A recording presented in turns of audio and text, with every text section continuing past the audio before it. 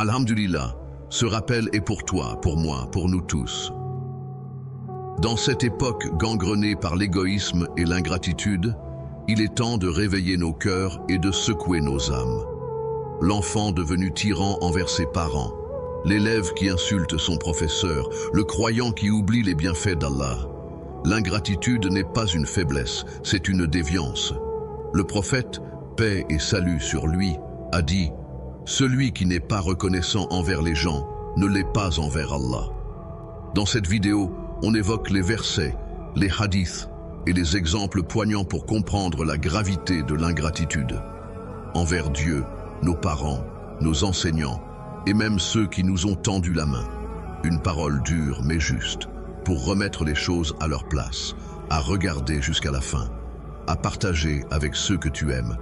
Abonne-toi pour d'autres rappels profonds et vrais. Chers frères et sœurs, nous vivons dans une époque profondément marquée par l'ingratitude. Cette attitude s'est propagée dans la société au point de devenir presque normale. L'enfant devient tyran, l'élève insulte ses professeurs, le citoyen ignore les bienfaits qui l'entourent et les gens ne savent plus dire simplement « merci ». Pourtant, Allah a rappelé que les reconnaissants sont très peu nombreux, ce qui doit nous pousser à demander à faire partie de cette élite rare. Il est temps de secouer nos âmes, de dénoncer l'égoïsme qui pousse chacun à ne penser qu'à soi. Nefsi, nefsi, sans égard pour les autres, parents, enseignants, proches ou même Dieu. Cette ingratitude n'est pas sans conséquence. Celui qui est ingrat agit avec dureté, même face à la bienveillance. Contrairement à la personne noble qui répond au bien par le bien, l'ingrat réagit souvent par le mépris ou la rébellion. Et ce n'est pas uniquement une question d'argent ou de cadeaux. Ce que les parents attendent, c'est notre présence, notre respect, notre bonne conduite. Même après leur mort, notre devoir de gratitude continue, comme l'a montré le prophète envers Khadija. Il continuait à honorer sa mémoire, à envoyer des cadeaux à ses amis, à parler d'elle avec tendresse. C'est ça, la vraie reconnaissance. Mais aujourd'hui, beaucoup de jeunes sont gâtés, trop protégés, et finissent par devenir les plus ingrats. Le respect des enseignants s'est aussi effondré.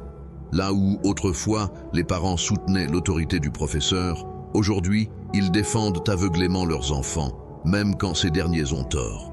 L'éducation n'est plus équilibrée, et cela mène à des générations rebelles et sans gratitude. Même dans les sciences religieuses, certains oublient très vite ceux qui leur ont transmis la connaissance. Après quelques cours ailleurs, ils tournent le dos à ceux qui leur ont tout appris, parfois même les bases les plus simples. Le prophète nous enseigne pourtant l'importance de se souvenir des bienfaits reçus, même après des années. Il ne faut pas être de ceux qui oublient le passé, les sacrifices et les gestes de bonté. Enfin, l'ingratitude n'est pas qu'un défaut moral, c'est aussi une cause de malheur. Le Coran nous rappelle l'exemple d'une ville prospère et en paix, dont les habitants ont sombré dans l'ingratitude. En retour, Allah les a frappés de peur, de famine et d'instabilité.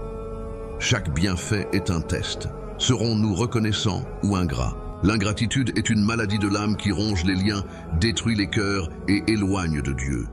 Soyons vigilants, examinons nos comportements envers Allah, nos parents, nos professeurs, nos proches. Car être reconnaissant, ce n'est pas seulement une qualité morale, c'est un devoir spirituel. Et comme l'a dit le prophète, celui qui ne remercie pas les gens ne remercie pas Allah.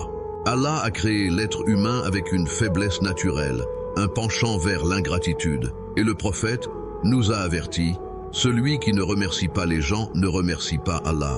Chaque bienfait, chaque personne placée sur notre chemin est une opportunité de reconnaissance. Malheureusement, aujourd'hui, même entre proches, notamment entre enfants et parents, la gratitude s'est effacée. Allah a pourtant lié dans le Coran la reconnaissance envers lui à celle envers nos parents. Comment peux-tu soupirer ou hausser les épaules face à tes parents alors qu'ils t'ont élevé avec patience et amour, souvent dans les larmes et les sacrifices?